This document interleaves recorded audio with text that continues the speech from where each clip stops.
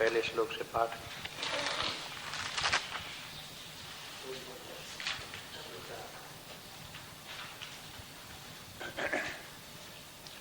श्री भगवानुवाच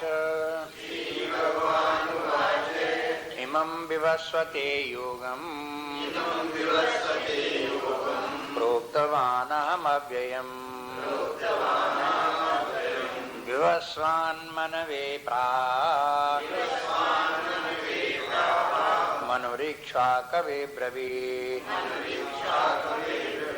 एवं परंपरा प्राप्तम् इमं राजर्षयो विदुः सकाले नेह महता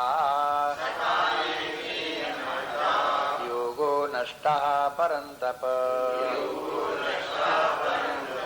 स एवायं मयातीद्या योगा प्रोक्ता पुरातना भक्तोऽसि मे सखा चेति रहस्यं एतद् उत्तमम्। अर्जुन उवाच अपरं भवतो जन्म परं जन्म विवस्वतः कथं एतद्विजानीयाम् त्वमादौ प्रोक्तवानिति। अपरं भवतो जन्म परं जन्म विवस्वतः कथं एतद्विजानीयाम् त्वमादौ प्रोक्तवानिति।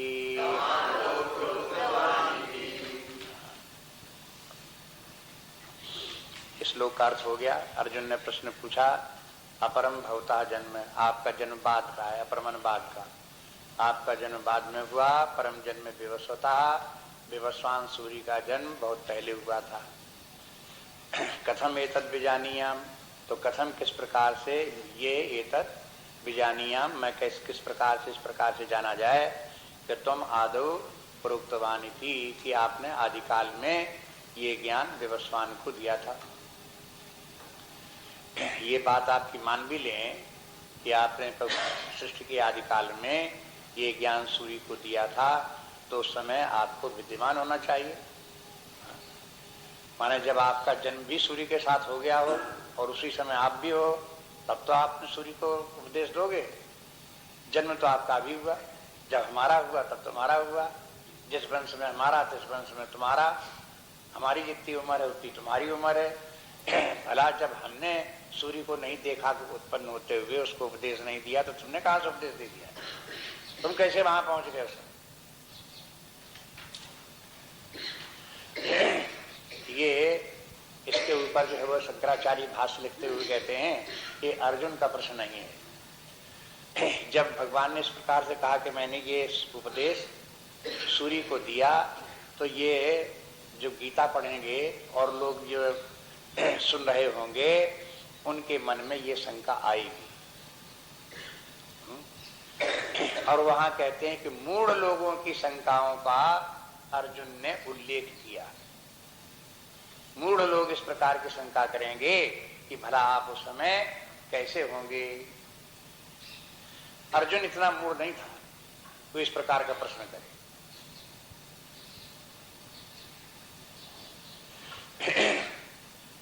इसलिए कहते हैं कि देखो, भगवान फिर बताना प्रारंभ करते हैं, उसका उत्तर देते हैं। जो उत्तर भगवान आगे देते हैं वो अन्य अन्य लोगों को, संसार के अधिकांश लोग संसार में परमात्मा क्या है इसको जानते नहीं, समझते नहीं। न समझने के कारण से उसके विषय में नाना प्रकार की कल्पनाएं करते हैं, नाना प्रकार की शंकाएं करते रहते हैं। अपने सभी शास्त्रों का मुख्य उद्देश्य यही है कि परमात्मा क्या है, उसके क्या लक्षण धर्म है, किस प्रकार का उसका स्वभाव है, कैसी प्रकृति है, क्या उसके कार्य हैं, हमसे उसका क्या संबंध है, यही सब शास्त्र बताते रहते हैं। इसलिए इस प्रसंग में भी परम तत्व परमात्मा क्या है, वो अवतार कैसे लेता है, क्यों लेता है, ये सब बातें बताना यहाँ अपेक्षित है। इसलिए जो है ये है अर्जुन के प्रश्न के साथ ही ये सब बातें प्रारंभ हो जाती है। इसलिए जो ये है, अर्जुन के प्रश्न को आप देख लो सावधानी पूर्वक। मतलब ये है कि अर्जुन जो है वो ये जानता है कि व्यक्ति की उत्पत्ति तभी होती जब जैसे जन्म लिया तभी से उसका प्रारंभ हुआ। अगर जब से हमारा जन्म हुआ तब से हम हैं, और जहां हमारा शरीर समाप्त हो गया तहां हम समाप्त हो गए। ये जो धारणा व्यक्तियों की है ये महामूढ़ता की बात है। शास्त्र के अनुसार, अध्यात्म विद्या के अनुसार ये जो बिल्कुल कुछ नहीं जानते हैं, बहुत मोटी बुद्धि है, जड़ बुद्धि के हैं, विचार ही नहीं कर सकते, वे केवल इतना समझते हैं कि शरीर के उत्पन्न होने से हमारा प्रारंभ हुआ और शरीर के समाप्त होने के बाद हम समाप्त हो जाएंगे। लेकिन थोड़ी भी बुद्धि जिन लोगों की है उन लोगों को अनेक प्रमाणों से ये सिद्ध हो जाता है कि शरीर के पहले भी हम थे और शरीर में भी हैं, और शरीर नहीं होगा तब भी हम होंगे।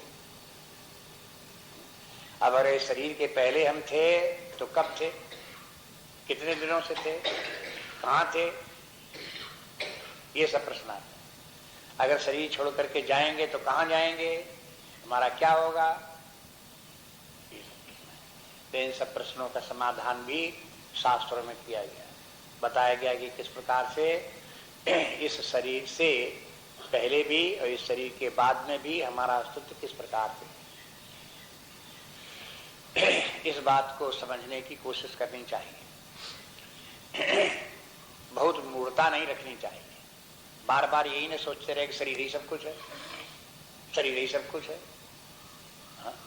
शरीर को अगर हमने बढ़िया खिला पिला दिया, बढ़िया कर दिया, बस हो गया सब कुछ जरूरी।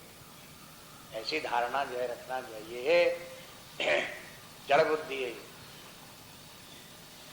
शरीर से ऊपर उठ करके जीव को भी समझें। जीव क्या है, कैसे जीव शरीर में आता है, शरीर छोड़ करके जीव कैसे जाता है, उसकी क्या गतियां होती हैं, जीव के विषय में ज्ञान होना बहुत आवश्यक है। जीव के विषय में जिसका ज्ञान है थोड़ा बहुत, तो वो मूढ़ नहीं है, फिर वो व्यक्ति समझदार हो गया। लेकिन जो अपने स्वरूप को जीव मात्र जानता है वो भी परम ज्ञानी नहीं हो गया, लेकिन समझदार तो हो गया, ज्ञानी तो हो गया। जीव भी अपना अंतिम स्वरूप नहीं। जैसे अध्यारोप अपवाद की बात कल कर रहे थे, तो वैसे ही यहाँ पर भी अध्यारोप अपवाद है। पहले तो ये बात समझो कि हम शरीर नहीं है, इसका अपवाद करो, और अध्यारोप क्या करो, हम जीव हैं, इस शरीर के पहले भी थे, इस शरीर के बाद भी होंगे, ये अध्यारोप है। लेकिन इस अध्यारोप जब दृढ़ हो जाए तो आप दूसरी बात करो, ये जीव भी हम नहीं हैं, इसका अपवाद करो। अब अध्यारोप क्या करो कि हम आत्मा हैं, हम इसके साक्षी हैं, दृष्टा हैं, नित्य विद्यमान हैं, ज्ञान स्वरूप है, चेतन स्वरूप है, इस प्रकार ये अध्यारोप करो। तो एक के बाद एक बात, ऐसे नहीं कि शरीर हम नहीं है, हम जीव हैं, और जहां ये बोल दिया कि हम जीव हैं तो वही बात पकड़े भागे कि बस हम जान गए हम जीव हैं। अरे जीव नहीं हो, आत्मा हो, परमात्मा हो, उसको भी जानो। तो ये विधान इस प्रकार से क्रम क्रम से काम चलता है, विचार चलता है, साधना क्रम क्रम से चलती है। ये भी नहीं है कि एक बार बता दिया कि देखो तुम शरीर नहीं हो, जीव हो, और जीव नहीं तुम आत्मा हो, तो बस तुरंत मालूम हो गया और आत्मभाव पहुंच गए, ज्ञानी हो गए। ऐसे भी नहीं होता। पहले देह भाव छूटे, जीव भाव रहे। जीव भाव रहने के माने क्या है, ये थोड़ी की थोड़ी देर बैठ करके सुन लिया, जान लिया हम जीव में बस, और उसके बाद फिर शरीर भाव में बने रहे और व्यवहार उसी प्रकार से शरीर भाव में ही सारा काम चल रहा। ऐसे नहीं है। व्यवहार काल में भी शरीर भाव न रहे, जीव भाव रहे। ये साधना करनी पड़ती है। जब हर साल 24 घंटे ये बात ध्यान रहे कि हम जीव हैं, शरीर नहीं है, तब बात आती है कि हम जीव नहीं है, आत्मा।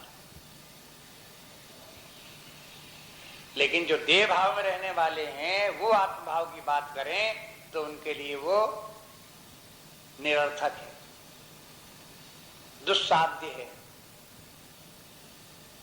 उनसे वो बनेगी नहीं, कठिन भी लगेगी।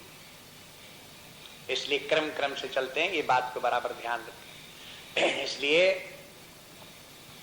ये तो प्रारंभिक साधना यही है वेदांत के अनुसार कि देह भाव छूटे, जीव भाव रहे। हम जीव शरीर के पहले भी हम थे, इस शरीर में भी हम हैं, और ये शरीर हमारा निवास स्थान है। इस शरीर में हम 3 स्थानों में रहते हैं। हमारे 3 वास स्थान इस शरीर के भीतर हैं। यहाँ रहते हैं, यहाँ रहते हैं, यहाँ रहते हैं, 3 जगह हम रहते हैं। कभी हम यहाँ रहते हैं, कभी यहाँ रहते हैं, कभी यहाँ रहते हैं। कभी जागृतावस्था में रहते हैं, कभी स्वप्नावस्था में रहते हैं, कभी सुषुप्तावस्था में रहते हैं। ये तीनों हमारे लोक हैं। ये 3 स्टोरी बिल्डिंग है। कभी अपने इस कप नीचे आ गए, नीचे वाली खंड में आ गए ग्राउंड फ्लोर में, कभी ऊपर चढ़ गए फर्स्ट फ्लोर में, कभी 3rd फ्लोर में अपने पहुंच, सेकंड में पहुंच गए। इस प्रकार से हम जो है विभिन्न, जैसे कोई व्यक्ति एक तिखड्डे मकान में रहता हो और 3 खंडों में कभी ऊपर कभी नीचे आता जाता रहता हो, ऐसे हम भी अपने मकान में, शरीर रूपी मकान में 3 खंड में रहते हैं। कभी इस नीचे खंड में आ गए, कभी ऊपर खंड में आ गए, और ऊपर खंड में आ गए। लेकिन जैसे कोई मकान के नीचे खंड में आ गया हो तो वो खंड मकान ही वो व्यक्ति कहे कि यही मैं हूं, वैसे तो नहीं होता। दूसरे खंड में चला जाते, ये तो नहीं कहेगा ये दूसरा खंड ही मैं हूं, ऐसे तो नहीं होता। ये मकान ही मैं हूं, ये धारणा तो मूर्खों की होगी, ये मकान ही मैं हूं। अरे भाई, मकान से अपने आप को देखो। आप तीसरे खंड में चले गए तो नीचे वाला खंड आप कहाँ हो? तीसरे खंड से नीचे खंड में आ गए तो आप कहाँ हो? तीसरा खंड ये कहोगे मैं तीसरा खंड ही में हूं, और आप बैठे हो नीचे खंड में। तो अगर तीसरे ही खंड होते तो आप वहीं चिपके होते, नीचे खंड में कैसे आ जाते? अगर हम शरीर ही होते तो स्वप्नावस्था में हम कैसे जाते? अगर शरीर ही हम होते तो सुषुप्तावस्था में हम कैसे जाते? माने इस प्रकार की बहुत सी युक्तियां हैं, इनको याद दिलाते रहते हैं। बहुत ज्यादा प्रसंग तो यहाँ का नहीं है, लेकिन याद दिलाते रहते हैं इस बात को कि अभ्यास, इन तर्कों के द्वारा, इन विचारों के द्वारा अपनी बुद्धि को ठीक ठिकाने रखो, बुद्धि को गड़बड़ाने मत दो। जहां बुद्धि गड़बड़ा गई तो ये कहीं की कहीं पहुंच जाएगी, और फिर निर्णय गलत होंगे। जीवन का जो व्यवहार काल है उसमें भी गलतियां होंगी, और जहां गलतियां होंगी तहां पर दुख भी होगा, अशांति भी होगी। मुख्य बात तो यही है कि ये सारा ज्ञान है किस लिए? हम शरीर नहीं जीव हैं, ये बातें किस लिए हैं? इसलिए हैं कि हमारे दुख दर्द दूर हो, हमारी समस्याएं दूर हो, हमारी व्याकुलता पीड़ाएं जो जीवन की हैं उनसे हमको छुटकारा मिले। शरीर में रहते हुए छूटेगी नहीं। शरीर भाव रखते हुए आज तक संसार में किसी व्यक्ति ने शांति और सुख प्राप्त किया हो, वो नहीं प्राप्त किया, वो असंभव है।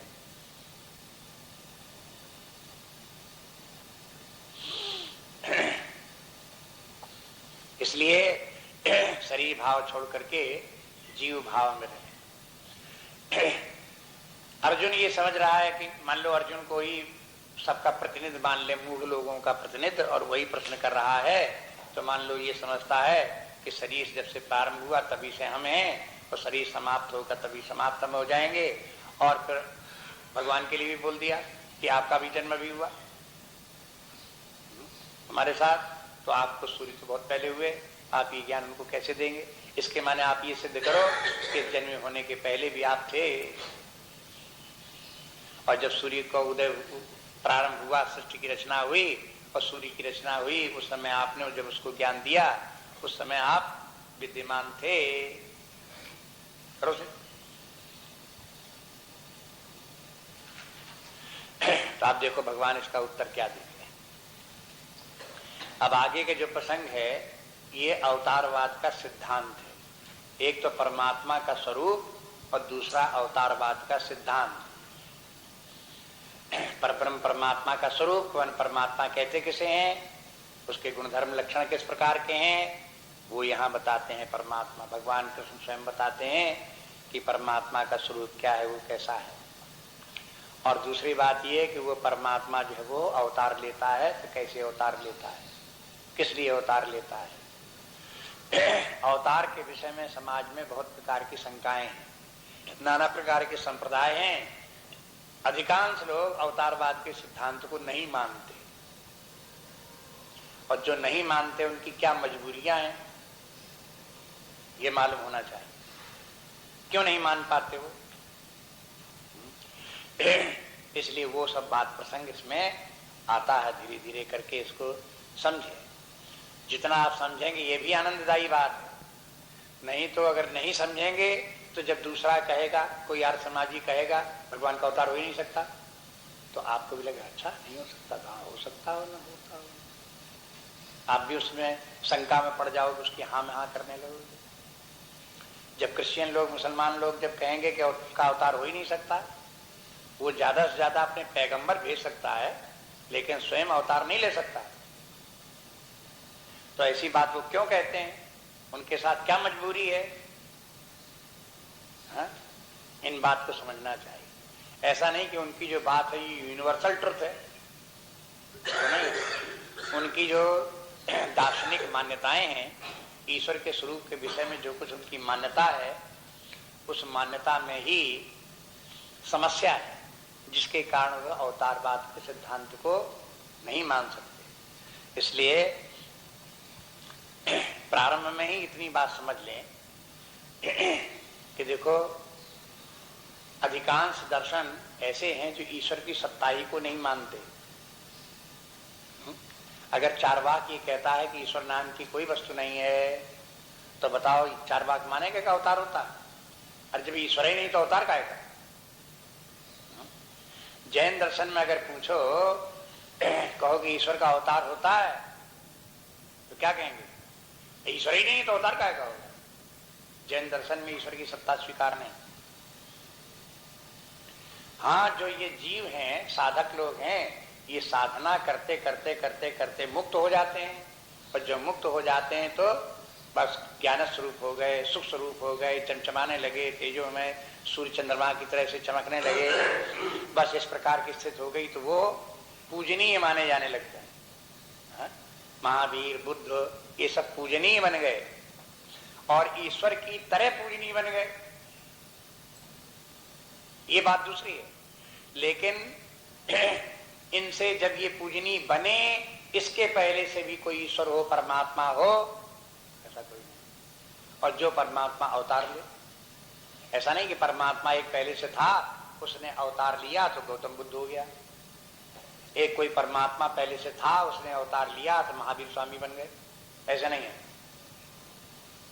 इसलिए वहां पर भी अवतारवाद का सिद्धांत उनको मान्य नहीं है। जो लोग ईश्वर की सत्ता को नहीं मानते, वे अवतारवाद को क्यों मानेंगे? वो कैसे मानेंगे? हो गई नहीं मजबूरी उनकी। अवतार मानने के लिए पहले ईश्वर भी तो हो, तब तो अवतार हो। जब ईश्वर ही नहीं तो अवतार कहां से हो?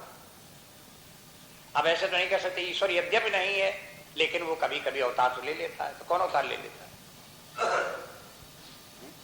यही बात कट जाएगी। इसलिए वो ये मान ही नहीं सकते कि ईश्वर का अवतार होता है। अब उसके बाद में कुछ ऐसे सिद्धांत हैं जहां ये कहते हैं कि ईश्वर है, ये तो मानते हैं, लेकिन ईश्वर होते हुए भी ईश्वर अवतार नहीं ले सकता। उनके साथ क्या मजबूरी है? उनके साथ भी एक मजबूरी है। जब ईश्वर अपने से भिन्न किसी अन्य वस्तु से, मैटर से जगत की रचना करता है, तो जगत, मैटीरियल जगत अलग, इसकी रचना करने वाला ईश्वर अलग। ईश्वर जगत का निमित्त कारण और इस जगत का कारण परमाणु इत्यादि कोई भौतिक वस्तु। जब इस प्रकार की स्थिति होती है, वहां पर भी ईश्वर अवतार नहीं ले सकता।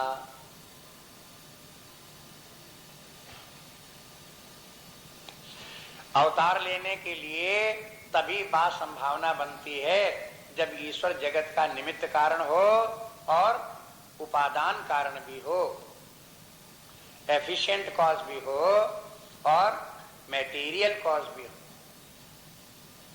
जब परमात्मा स्वयं ही अपनी अद्भुत शक्ति के द्वारा जगत का रूप धारण करने की सामर्थ्य रखता हो, ऐसा ईश्वर जब होगा तभी अवतार हो सकता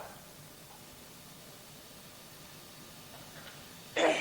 मुसलमानी धर्म में जो है वो हो, उसमें भी ईश्वर की सत्ता मानी गई, परमात्मा की सत्ता मानते हैं, नाम कुछ भी दें, खुदा कहें, कुछ भी कहें, लेकिन उनका जो है ईश्वर जो है वो निराकार है और निराकार मात्र है और वो साकार रूप धारण नहीं कर सकता। जब साकार रूप वो धारण नहीं कर सकता तो वो अवतार भी नहीं ले सकता। क्रिश्चियन धर्म में भी जैसे मुसलमानों का जैसा ईश्वर वैसे क्रिश्चियनों का ईश्वर, उनका ईश्वर भी निराकार ईश्वर तो है,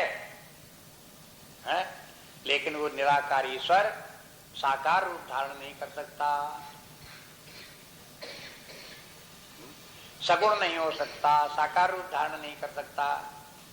इनके ईश्वरों ने, चाहे मुसलमानों को चाहे क्रिश्चियन ईश्वरों ने, इन्होंने भी जगत की रचना की और जगत की रचना की, लेकिन वो स्वयं जगत के मेटीरियल कॉज नहीं बने,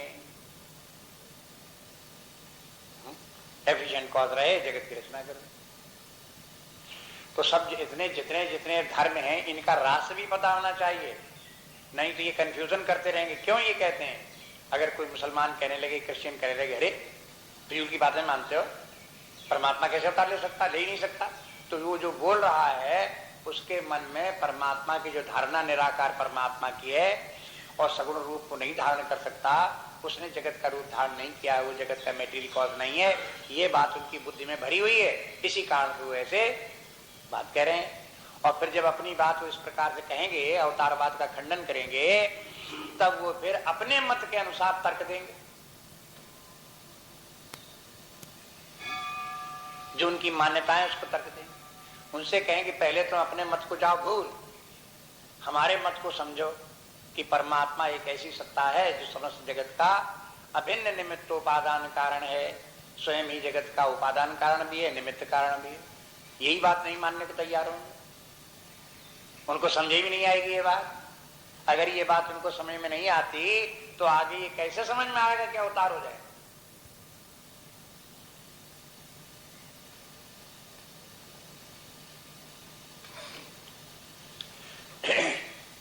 इसलिए अपने धर्म में ये भी बात को समझना पड़ता है कि परमात्मा का स्वरूप क्या है, वो निराकार निर्गुण निराकार भी है और वही सगुण साकार भी है।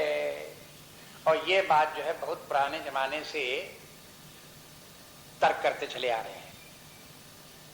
भारतवर्ष में जब मुसलमान नहीं आए, ईसाई नहीं आए, उसके पहले भी यहाँ बहुत से संप्रदाय आपको बता दिए, जैन संप्रदाय पहले का ही है, बौद्ध संप्रदाय भी उसी समय पहले का है। ये सब संप्रदाय के लोग जो है वो इस प्रकार के प्रश्न करते रहे। जब उनसे कहा कि देखो ईश्वर है, तो कोई कोई तो मानने को मुश्किल पड़ जाती थी उन लोगों को भी कि ईश्वर है, और जो ईश्वर को मान भी लेते थे तो उन्होंने निराकार ईश्वर को मान लिया कि ईश्वर निराकार है, सब जगह व्याप्त आकाश की तरह है और वही भौतिक पदार्थों से जगत की रचना करता है, उसका शासन करता है, प्रलय हो जाती है। किस प्रकार की बात तो उन्होंने मान ली, लेकिन ये कि वो परमात्मा ही जगत का निमित्त कारण भी है और उपादान कारण भी है, ये बात उस समय भी जब ये लोग नहीं आए भारतवर्ष में, तब भी ऐसे मानने वाले, जैसे न्याय दर्शन है, वैशेषिक दर्शन है, इनमें ईश्वर की सत्ता को स्वीकार किया गया, लेकिन ये भी केवल निराकार ईश्वर को निर्गुण निराकार ईश्वर ही मानते हैं, सगुण साकार नहीं मानते। इसलिए तुलसीदास जी को उन लोगों का जो प्रश्न है वो रामायण में लिखना पड़ा, जो गुण रहित सगुण सोई कैसे। कैसे पूछते हैं प्रश्न ही पहले चौपाई में,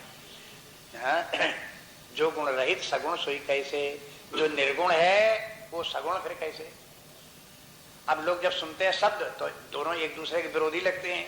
निर्गुण के मन जिसमें गुण न हो और दूसरे कहें कि सगुण के मन जिसमें गुण हो।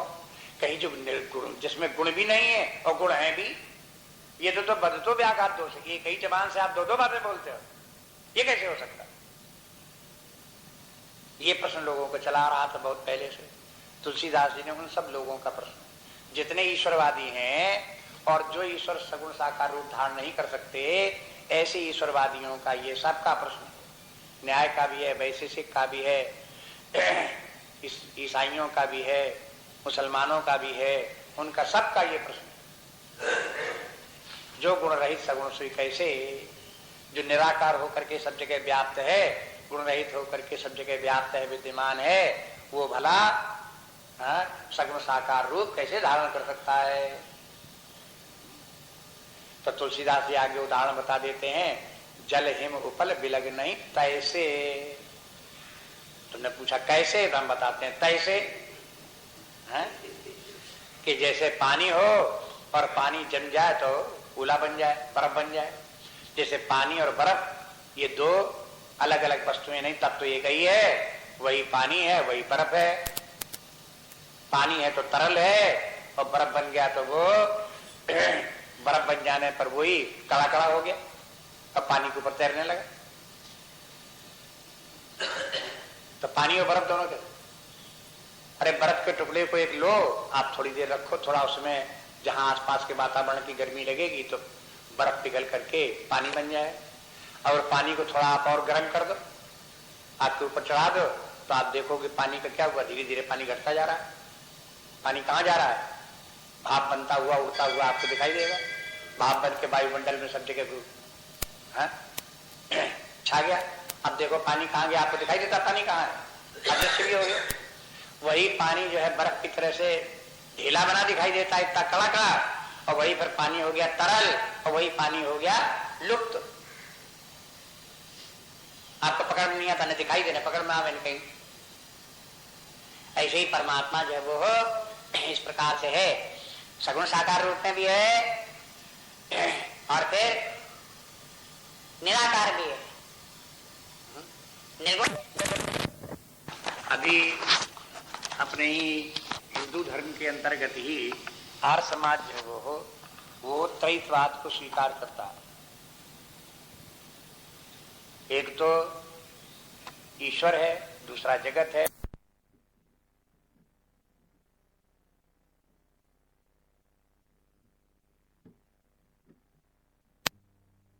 और तीनों की इंडिपेंडेंट सत्ता है, सेल्फ एग्जिस्टेंट है, दूसरे के ऊपर निर्भर नहीं है।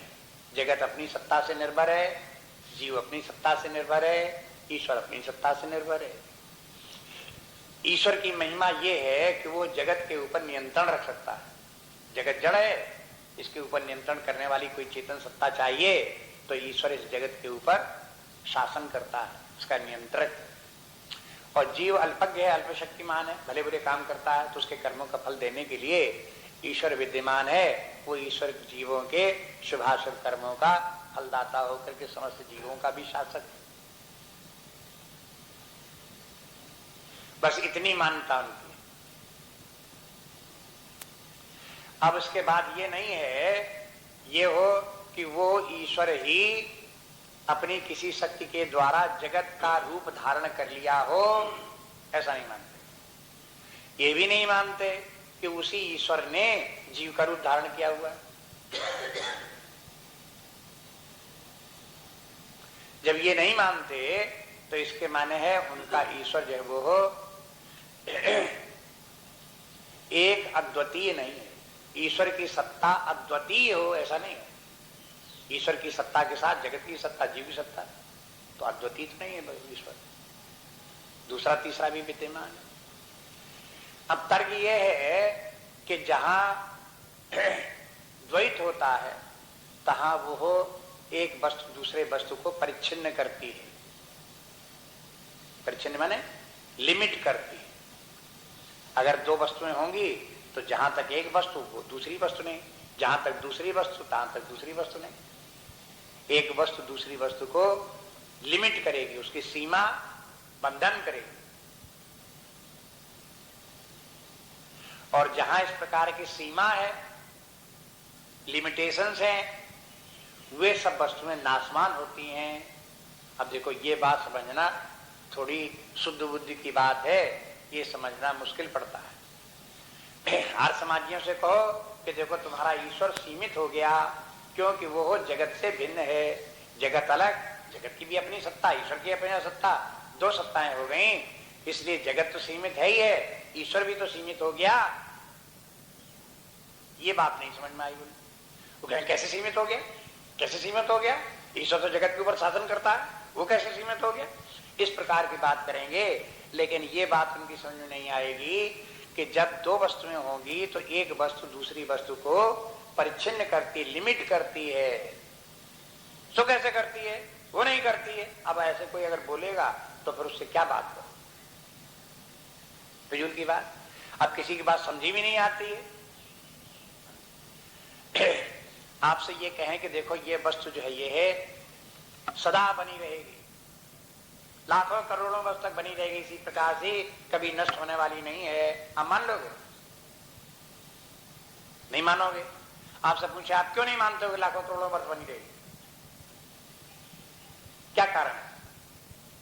आप जानते हो न जानते हो, लेकिन बात ये चूंकि इस वस्तु का एक रूप है और ये सीमित है, लिमिटेड वस्तु है, इसलिए हर सीमित वस्तु नाशमान होती है। ये आपकी बुद्धि में चला हुआ है।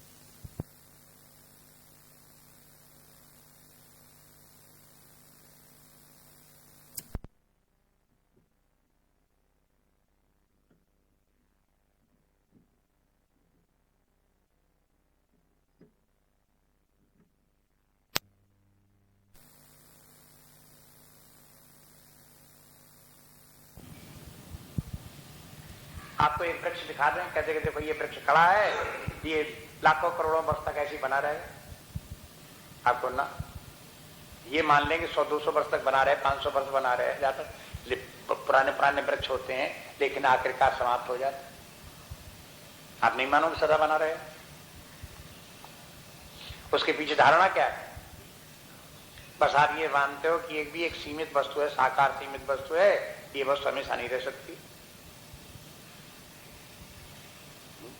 अगर ईश्वर भी इसी प्रकार से परिच्छिन्न है तो वो सदा कैसे बना रहे? कोई नियम उसके ऊपर भी लागू करो तो ना ये नियम ईश्वर के ऊपर लागू नहीं होता। तो देखो क्या हो गया, माने कहीं आप नियम को लागू करते हो, कहीं लागू नहीं करते। ये समस्याएं इस प्रकार से आती हैं। तो इनको धीरे धीरे करके जो दूसरे लोग आक्षेप करते हैं एक गीता के सिद्धांत पर, उपनिषद के सिद्धांत पर, अद्वैतवाद के, तो उनकी दुर्बलता कहाँ है, कमी कहाँ पर है, इस बात को अगर समझ लेंगे तो ये समझ में आएगा कि ये सिद्धांत ठीक ज्यादा है और उन लोगों का सिद्धांत एक सीमा तक ठीक है। द्वैतवाद का सिद्धांत ईश्वर है, जीव है, जगत है, एक सीमा तक बहुत उपयोगी है। किन लोगों के लिए? जो ईश्वर की सत्ता ही नहीं मानते, शुभाशुभ कर्मों का फल सुख दुख होता यही नहीं मानते, उन लोगों को क्या कहा जाए?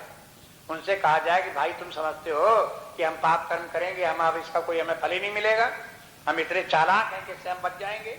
अरे तुम कहां बच के जाओगे? ईश्वर है, वो तुमको पाप कर्मों का दंड जरूर देगा। तो ईश्वर है, हाँ, वो ऐसा शक्तिशाली आपको दंड देगा। उन लोगों को समझाने के लिए कि ईश्वर है, इतनी बात पर्याप्त है कि सब जीवों के सिर के ऊपर बैठा हुआ एक ईश्वर है जो उनके शुभाशुभ कर्मों का फल देगा। और बहुत बड़ी बात है, इतनी बात किसी को समझ में आ जाए तो जीवन में यही बड़ा कल्याण कर दे। लेकिन ये अंतिम बात नहीं,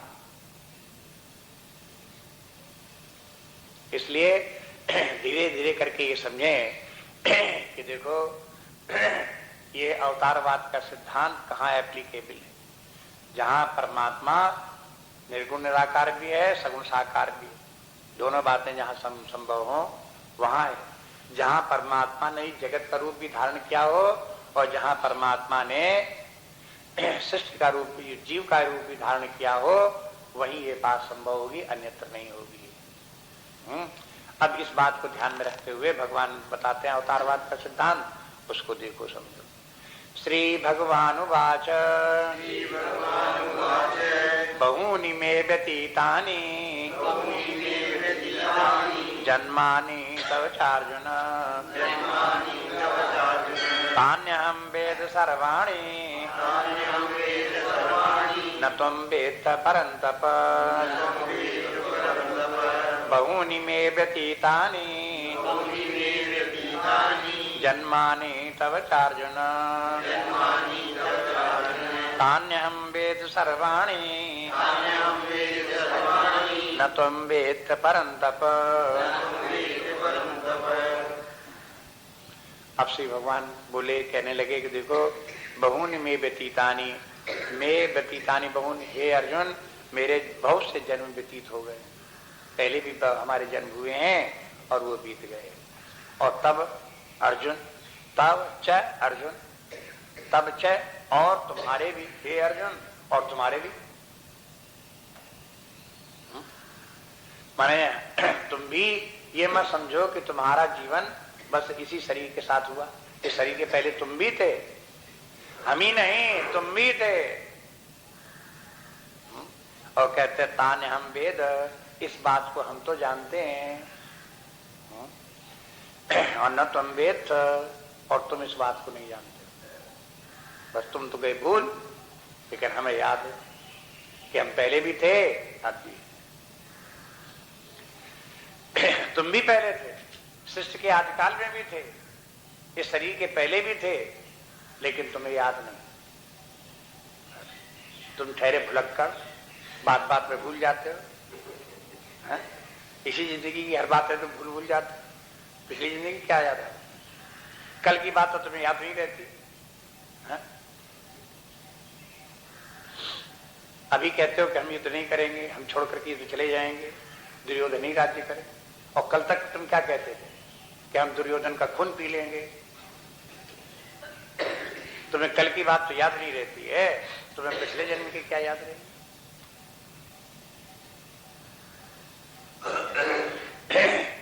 इसलिए जो ये है, कहते हैं हमको याद है, पिछले जन्मों के भी याद है, जन्म की भी याद है, ये सब हमको मालूम है। जिसको जन्म लेते समय, जन्म के बाद पिछले जन्मों का स्मरण हो, उसके लिए संस्कृत में एक शब्द है जात स्मर। जात स्मर हुए व्यक्ति हैं जिनको भी पिछले जन्म का स्मरण आ जाता है। जीवों को भी कभी कभी किसी किसी जीव को जिसने सही धारण किया, जन्म लिया, उसको अपने पिछले जन्म का याद आ जाता है, लेकिन वो भी बड़ा ज्ञानी थोड़ा हो गया। उसे पिछले जन्म का, एक जन्म का मान लो याद आ भी गया, तो उसे यह भी मालूम होगा कहाँ कहाँ हमारा मकान था, कौन कौन हमारे कौन लोग थे, है? ऐसे करके याद आ जाए। लेकिन इसके माने नहीं कि वो इतना ज्ञानी हो गया कि वो अपने आप समझता मैं तो जीव हूँ, इस शरीर के पहले भी फलानी जगह उसमें उस शरीर में था, और वो शरीर छोड़ करके अब मैं इस शरीर में आया हूँ, इसलिए मैं ये शरीर नहीं हूँ, मैं जीव हूँ। ऐसा ज्ञान उसे भी नहीं होता। यदि ज्यादा अवस्था में, मानो जैसे कि हम लोगों की अवस्था है, इस अवस्था में अगर हमको याद आ जाए कि हम पिछले जन्म में अमुक अमुक स्थान में थे, उस शरीर में थे, तो हम अपनी बुद्धि से, परिपक्व बुद्धि से ये निर्णय भी निकाल सकते हैं कि उस शरीर में अगर हम थे, वो शरीर समाप्त हो गया, अब इस शरीर में हम आ गए, तो इसके माने हम ऐसे जीव हैं जो एक शरीर छोड़ करके दूसरे शरीर में जा सकते हैं। हम न वो शरीर थे न ये शरीर हैं, हम शरीरों में बास करने वाले जीव हैं, ये हम समझ सकते हैं। लेकिन जब विचार करने की इतनी सामर्थ्य न हो, केवल स्मरण आवे, ऐसे स्मरण आवे जैसे कि कल की घटना कोई हो। आज रात में सोए, उसके पहले कल क्या हमने किया, क्या लिख रहे थे, क्या पढ़ रहे थे, क्या काम कर रहे थे, आज याद आ गया। तो इसको याद कर लेने से कोई ये बात थोड़ी मान लेता कि हम जीव हैं। वो कहते जैसे आज की बातें याद हैं, तैसे कल की बातें याद आ गई, जैसे इस जन्म की बातें हैं, तैसे पिछले जन्म की बातें याद आ गई, लेकिन उसके दिमाग में नहीं चढ़ता कि हम जीव थे, इसलिए उसे बहुत ज्ञानी नहीं मानते। अगर किसी जीव को पिछले जन्म का स्मरण भी आ जाए, तो छोटे बच्चों को याद आ जाता है, 3-4 साल के जहां होते हैं तब किसी किसी को याद आ जाता है, और जहां वो 1-2 साल के और हुए, बस बुलाने लगता है। जैसे जैसे उनकी बुद्धि परिपक्व होने लगी और इस जगत के व्यवहार की वस्तुओं में लिप्त होने लगी, तैसी पिछली बातें बुलाने लगी। 3 वर्ष तक का बालक जो है वो हो, जहां पैदा हो गया वहां माता पिता को और अपने घर को थोड़ा थोड़ा करके जानता, ज्यादा नहीं जानता, लेकिन जहां ज्यादा बड़ा हुआ तहां उसको परिवार से, माता पिता से, भाई बंधुओं से, मकान से, नगर से, उनसे सबसे अटैचमेंट होने लगता है। और जहां वो अटैचमेंट होने लगा, वही कारण बन जाता है पिछले जन्म की विस्मृति का। भूल गए? जब बुद्धि में दूसरी बातें चढ़ जाएंगी तो पिछली बातें भुला जाते हैं। ये मनोविज्ञान का सिद्धांत है। जहाँ साइकोलॉजी के बुक्स हैं उसमें ये कहते हैं कि देखो नियम ये है कि अगर किसी बात को आप याद रखना चाहते हो तो उसको याद रखने वाली बात को उस स्थान पर दूसरी बात को ला करके आप वहां आरोपित मत करो, तो बात याद बनी रहेगी। अगर आपने उस बात को एक किनारे रख दिया, उसके स्थान में दूसरी बात को रिप्लेस कर दिया, तो पिछली वाली बात जाएगी भुला, नई वाली बात वहां आ जाएगी।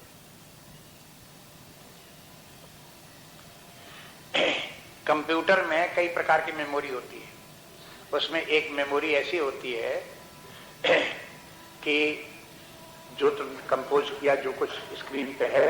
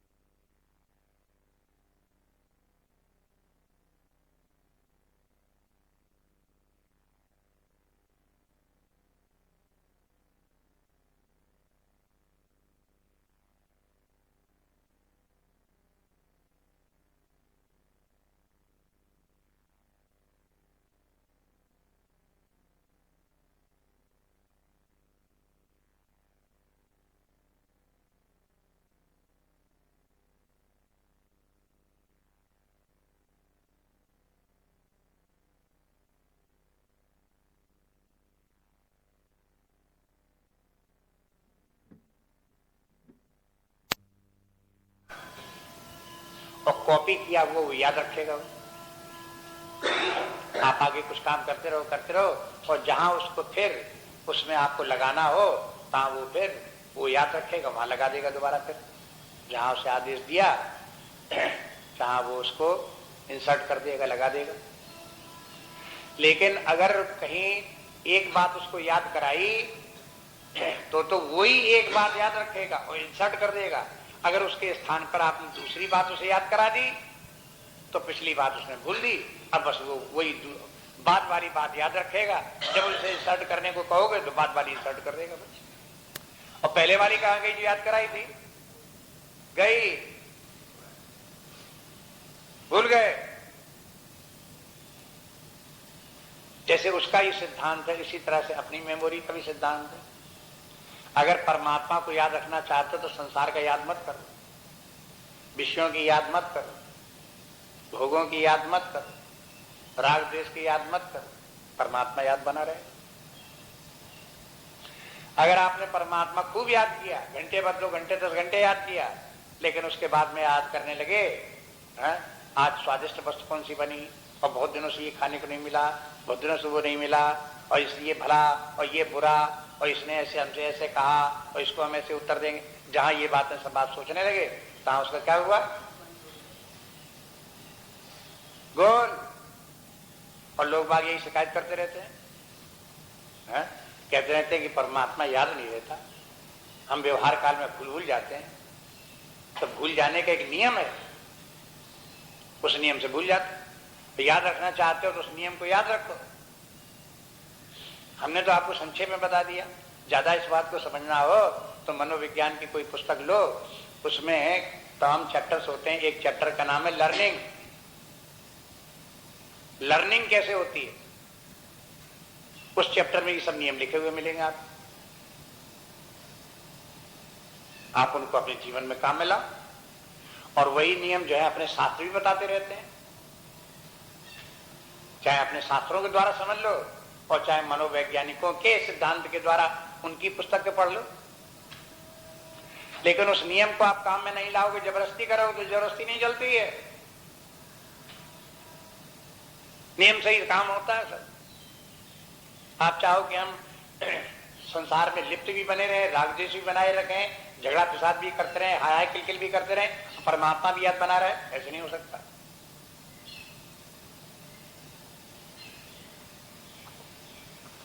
अर्जुन को राग द्वेष, इसलिए भगवान को समझाना पड़ा, अर्जुन तुम राग द्वेष छोड़ो, राग द्वेष छोड़ करके निष्काम भाव से कर्म करो। राग द्वेष छोड़ करके भी जीवन जिया जा सकता है, और भगवान उसी प्रकार से करते हैं। आगे बता भी देंगे कि देखो मैं तो ऐसे ही करता हूं, इसलिए मुझे याद बना रहता है। और तुम राग द्वेष में पढ़ करके अपनी बुद्धि को बिगाड़ चुके, तुम्हारी विस्मृति हो गई, तुम्हें याद नहीं रहा पिछले जन्म में कौन हम कहाँ थे, अब कहाँ हो और कहाँ जाओगे, तुम्हें होश नहीं रह गया, तुम राग द्वेष में पड़ गए। राग द्वेष में पड़ जाना, कामनाओं में से ग्रसित हो जाना, काम में आ जाना, क्रोध में आ जाना, लोभ में आ जाना, ये सब उसी राग द्वेष के ही कारण होता है। ये बुद्धि की वृत्तियां इस प्रकार की उत्पन्न होती हैं, तो व्यक्ति के जो ज्ञान, महत्व ज्ञान व्यक्ति का है, यथार्थ ज्ञान, तत्व ज्ञान है, वो सब उसको भुला देता है। हम लोगों ने कितना पढ़ा, ये गीता रामायण जन कितनी पढ़ते रहते हैं, कितनी, अभी से थोड़ा ही, कब से पढ़ते आ, लेकिन वो सब चित्त में क्यों नहीं चढ़ते? पढ़ी इतनी, लेकिन चित्त में चढ़ते क्यों नहीं? व्यवहार में क्यों नहीं रहते? क्योंकि हमने उस राग द्वेष को तो नहीं छोड़ पाए, काम क्रोध लोभ को तो नहीं छोड़ पाए। अगर कोई हमसे कह दे करे तुम्हारे समान हमने मूर्ख कोई नहीं देखा, तो क्या प्रतिक्रिया होगी? इतना हाय हाय करने लगेंगे, इतना रोने धोने लगेंगे, इतना झंझट पड़ जाएगा कि कुछ कहने का ठिकाना नहीं। ऐसी तो बुद्धि है।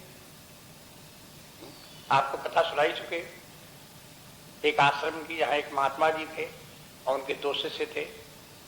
महात्मा जी कहीं गए बाहर, दोनों शिष्यों में आपस में बड़ी लड़ाई हुई। जब महात्मा जी लौट करके आए तब ये दोनों ने शिकायत की, ताकि हमसे बहुत लड़ते हैं, ये हमसे बहुत लड़ते हैं। महात्मा जी ने पूछी कि भाई तुम क्यों लड़ते हो, क्या हो गया? कहते इसने कह दिया कि तुम गधा।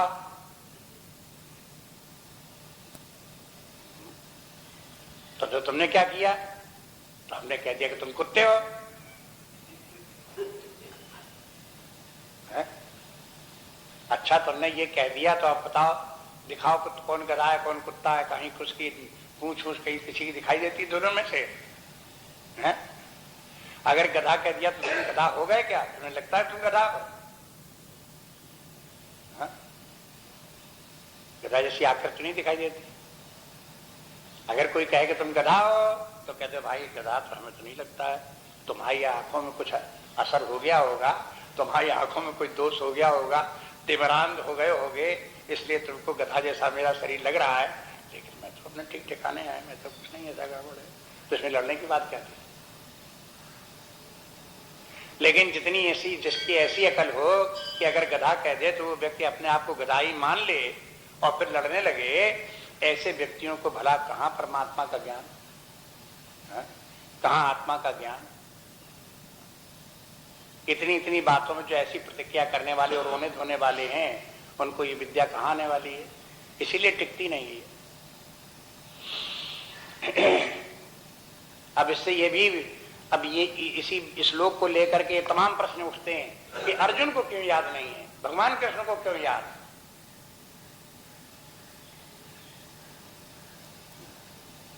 भगवान ने तो कह दिया कि अर्जुन तुमको याद नहीं है। जन तुम भी उस समय विद्यमान थे, हम भी विद्यमान थे, लेकिन हमें याद है, तुम्हें याद नहीं है। तो अर्जुन में क्या गड़बड़ी? अर्जुन में वही गड़बड़ी है। अर्जुन को बस इतना समझो कि अच्छाई अर्जुन में इतनी है कि वो अधर्म के मार्ग पर नहीं है। वो धर्म को समझता है, स्वधर्म को, सामान्य धर्म को, धर्म का पालन करता है और कामना रखता है भौतिक सुख की, कीर्ति और स्वर्ग की।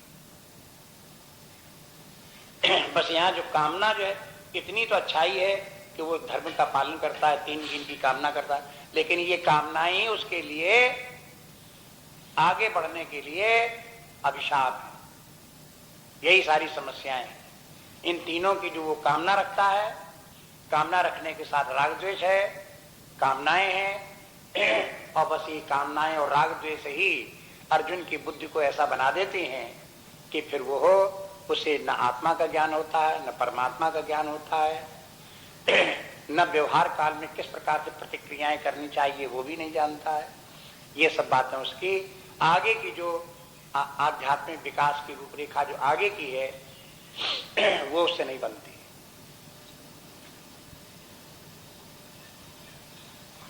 इसीलिए अर्जुन को समझाना पड़ा, अर्जुन तुम युद्ध करो, लेकिन कैसे करो? राग द्वेष वियुक्तस्तु, राग द्वेष को छोड़ करके करो।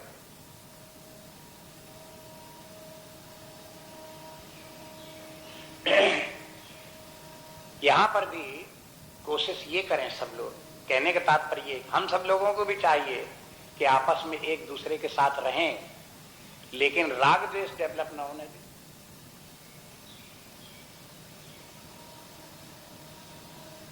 किसी को बुरा मान लिया और ये कहती इसने तो मेरे साथ ऐसा व्यवहार किया, अब द्वेष माने बैठे हुए, हम इनसे बात नहीं करेंगे, हम इनसे व्यवहार नहीं करेंगे। ये सब क्या है? राग द्वेष है और बुद्धि को बिगाड़ रहे हैं।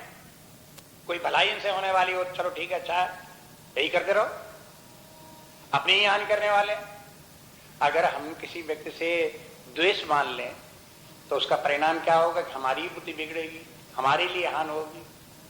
हम किसी व्यक्ति से न बोलें तो आप कहोगे कि तुम नहीं बोलते तो उसकी कोई हानि है। अरे उसकी कोई हानि नहीं, हम नहीं बोलेंगे, हमारे मन में ही इस प्रकार की ग्लानि या दुख या पीड़ा कुछ मन में है, उसके कारण नहीं बोल रहे तो अपनी ही हानि हो रही, अपनी बुद्धि बिगड़ रही। बस इसलिए जो ये राग द्वेष हैं, इनको पहचाने राग द्वेष क्या है। कभी कभी लोग राग द्वेष रखते हैं, लेकिन कहो कि भाई राग द्वेष नहीं होना चाहिए, मुझे बिल्कुल राग द्वेष नहीं, मुझे क्या है राग द्वेष, लेकिन है राग द्वेष। देखते हैं रो भी रहे हैं, दुखी भी हैं, हाय हाय कर भी रहे हैं, बहस भी कर रहे हैं, किलकिल भी कर रहे हैं, राग द्वेष नहीं। ये कौन सा है? अरे भाई राग द्वेष है तो किलकिल भी है, झगड़ा फिसाद भी है, हाय हाय भी है। बिना राग द्वेष की सब नहीं होती।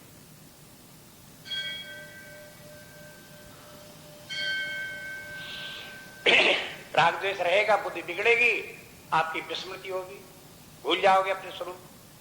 सारा ज्ञान जितना सुना पढ़ा वो सब जाएगा बोला।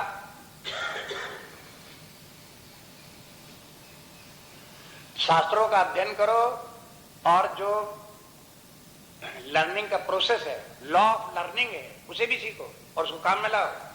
नहीं काम में लाओगे तो याद नहीं रहेगा, याद नहीं रहेगा तो विद्या काम नहीं आएगी।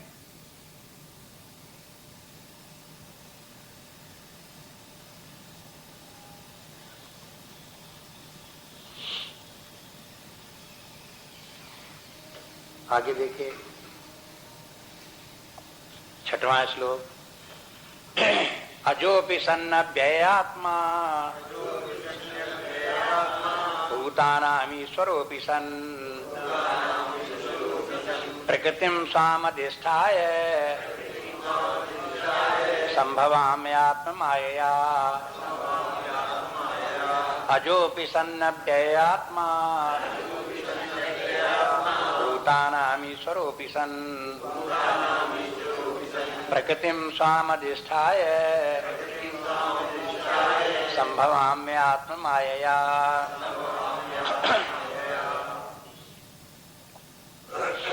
ये श्लोक महत्वपूर्ण है। देखो भगवान का स्वरूप क्या है, मुख्य बात पर यहाँ आ जाते हैं।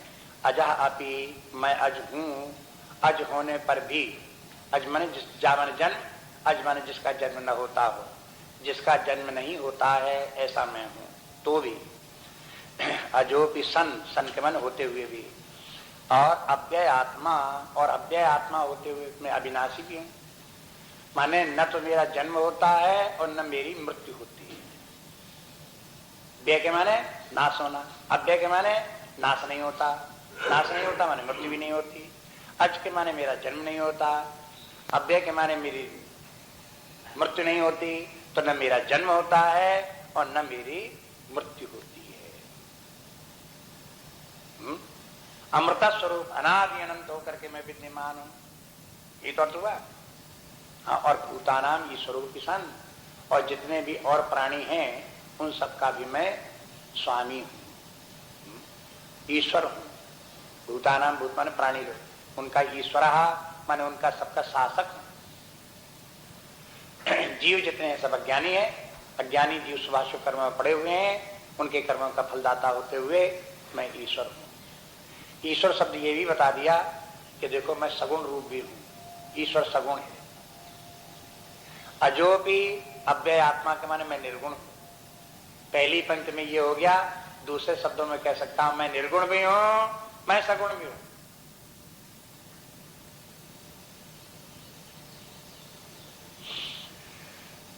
ईश्वर जो है वो निराकार और सगुण है।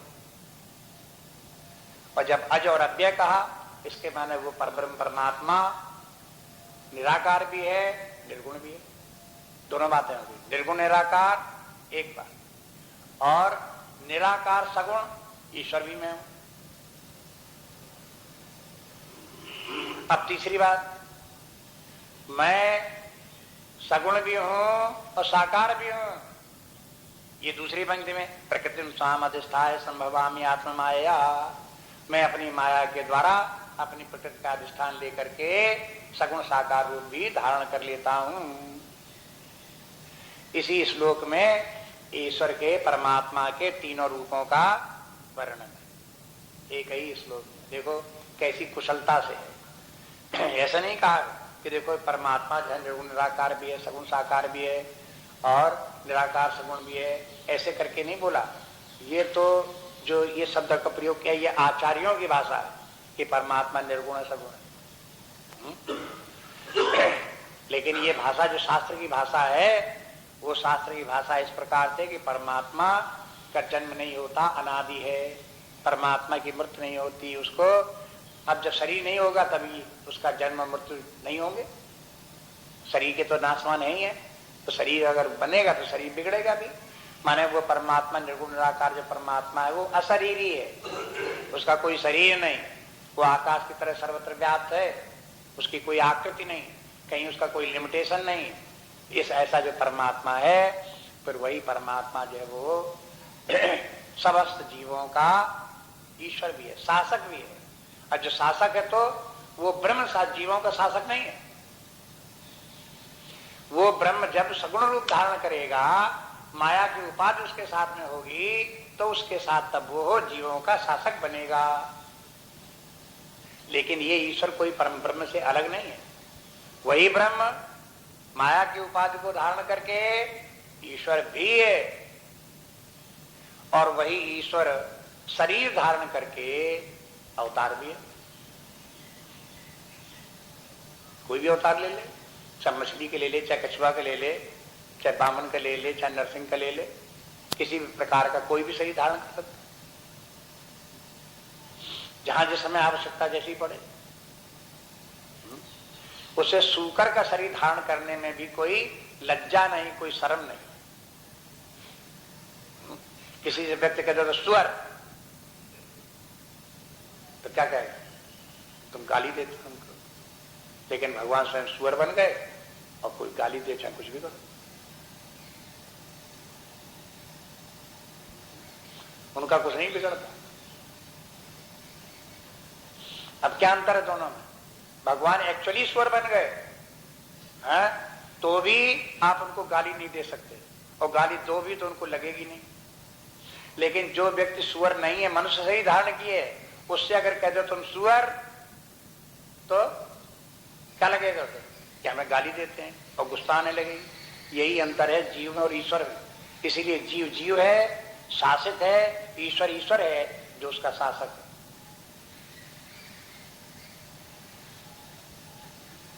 अगर आपसे कहें कि आप सुअर हो, अगर आप कहते हो कि वाह कितनी अच्छी बात बताई, हम तो वास्तव में परमात्मा ही हैं और हमने सुअर का रूप भी धारण किया था, आपको वही याद आ रहा है, आप हमारी स्तुति करो।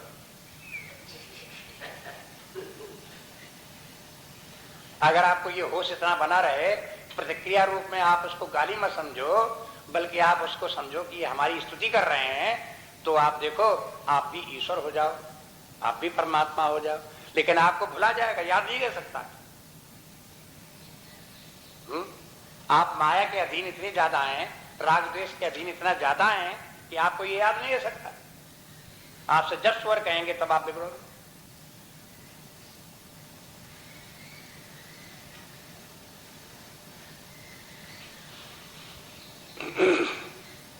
वेदांत सिद्धांत के अनुसार हर व्यक्ति जीव जीव नहीं, परमात्मा है। परमात्मा है तो हर व्यक्ति वही परमात्मा, वही निर्गुण निराकार, वही निराकार सगुण, वही सगुण साकार, हर व्यक्ति है। अंत में वही तत्व है। हम ही परब्रह्म परमात्मा है, हम ही ब्रह्म हैं, हम ही ईश्वर हैं, हम ही सगुण साकार रूप धारण करके अवतार लेते हैं। हम ही ने मछली का अवतार लिया, हम ही ने कच्छप का अवतार लिया, हम ही ने शुकर का अवतार लिया, हम ही ने नरसिंह का अवतार लिया। कोई कहे आप तो ऐसी लाल आंख आंख दिखा रहे हो नरसिंह की तरह से, सिंह की तरह से झपट्टा मारने वाले। अरे भाई हमने सिंह का अवतार लिया इसलिए आंखें दिखा रहे हैं आपको, और क्या है।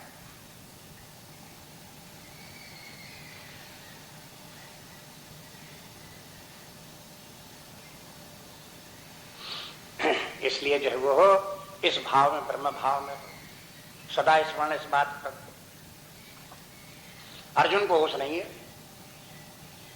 अर्जुन क्या पता, अर्जुन थोड़ी कहता कि मैंने अवतार लिया, मैं ही शुकर का अवतार हूं, मैं ही कच्छप का अवतार हूं। अर्जुन को ये पता नहीं। बस यही अंतर हो जाता जीव में और ईश्वर में। क्या अंतर? उत्तरकांड में रामायण में कहते हैं तुलसीदास जी कि देखो परवश जीव स्ववश भगवंता।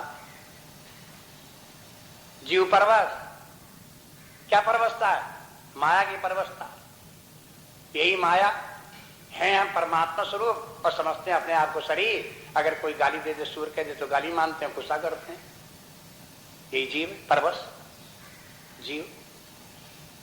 स्ववश भगवंता, भगवान स्ववश माने वो किसी के बस में नहीं, अपने भगवत स्वरूप में विद्यमान है।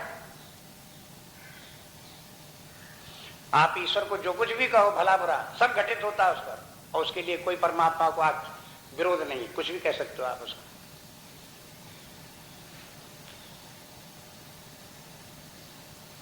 भला भी कह सकते हो, बुरा भी कह दो।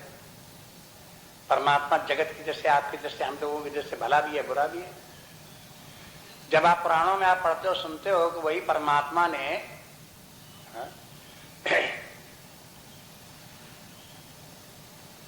एक असुर की पत्नी जो बाद में तुलसी बन गई है, उसका सतीत्व तो नष्ट कर दिया।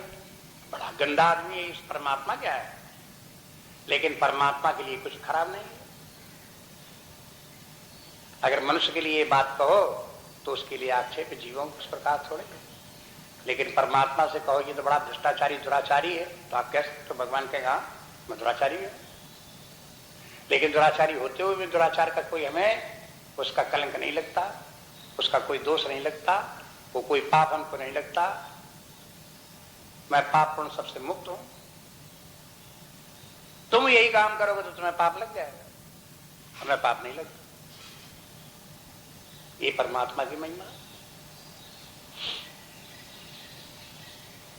आप और क्या कह सकते हो परमात्मा को? जा बताओ और क्या दोष दोगे? जितने भी आप परमात्मा को दोष दो, परमात्मा सब स्वीकार करने में तैयार। बिल्कुल ठीक, तुम्हारी तरफ से वो दोष है, कहते रहो तुम दोष, लेकिन हमारे लिए कोई दोष नहीं। हम सुअर होकर के भी हमें कोई दोष नहीं।